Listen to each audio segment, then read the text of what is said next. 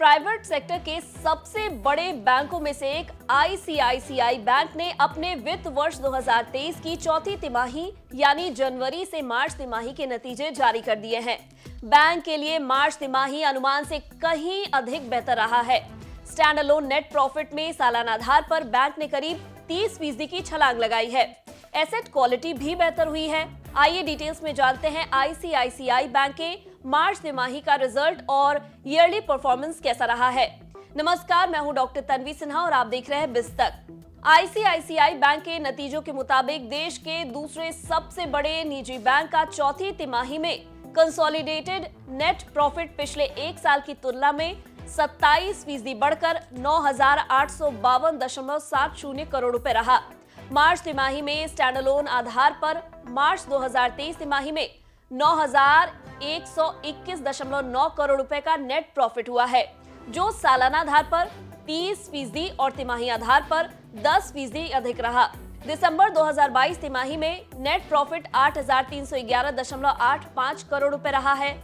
वहीं पिछले साल मार्च तिमाही में बैंक का मुनाफा 7,019 करोड़ रुपए था। इससे पहले 3 ब्रोकरेज ने औसतन 8,540 करोड़ रुपए के मुनाफे का अनुमान लगाया था। ऐसे में बैंक ने अनुमान से कहीं अच्छा प्रदर्शन किया है। बैंक के टोटल इनकम की अगर बात करें तो टोटल इनकम में भी इजाफा हुआ है।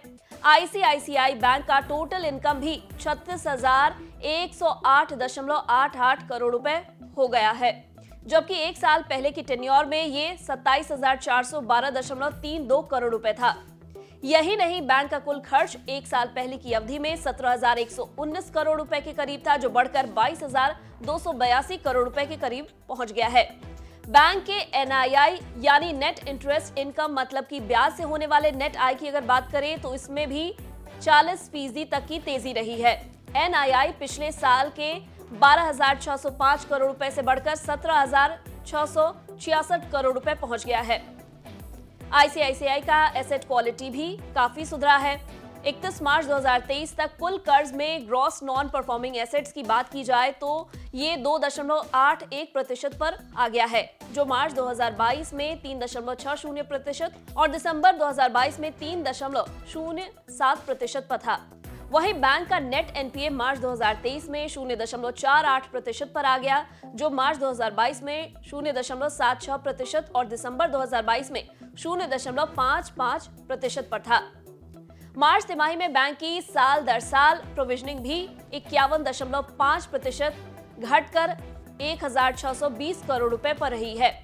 एनपीए राइट ऑफ और बिक्री को हटा दे तो मार्च तिमाही में बैंक के नेट एनपीए में सिर्फ 14 करोड़ रुपए जुड़े हैं। दिसंबर तिमाही में नेट एनपीए में 1,119 करोड़ रुपए की बढ़त देखने को मिली थी।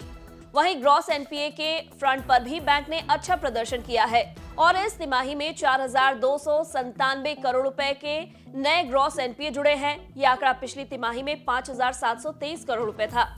मार्च तिमाही में बैंक का डिपॉजिट साल दर साल यानी ईयर ऑन ईयर बेसिस पर 10.9% बढ़ा, तो वहीं तिमाही दर तिमाही यानी क्वार्टर टू क्वार्टर के आधार पर 5.2% बढ़कर 11.8 लाख करोड़ रुपए के पार पहुंच गया है।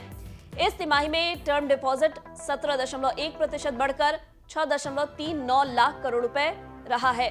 पूरे वित्त वर्ष की अगर बात करें तो 2022-23 में इसे 31,896.50 करोड़ रुपए का प्रॉफिट हुआ है। एक वित्त वर्ष पहले 2021-22 में आंकड़ा 23,339.49 करोड़ रुपए था, यानी कि इसका मुनाफा वित्त वर्ष 2023 में 37% बढ़ा है। इसके साथ ही आईसीआईसी बैंक ने 2 रुपए के फेस वैल्यू के आधार पर 400% यानी प्रति शेयर 8 रुपए के डिविडेंड का ऐलान किया है। शेयर होल्डर्स की एजीएम बैठक में इस पर मुहर लगेगा। वित्त वर्ष 2022-23 में कंपनी ने इससे पहले अगस्त 2022 में 250% यानी प्रति शेयर 5 रुपए के डिविडेंड का ऐलान किया था। बता दें, कंपनी जो मुनाफा कमाती है उसमें से अपने निवेशकों को हिस्सा देती है। इसी हिस्से को डिविडेंड कहा जाता है।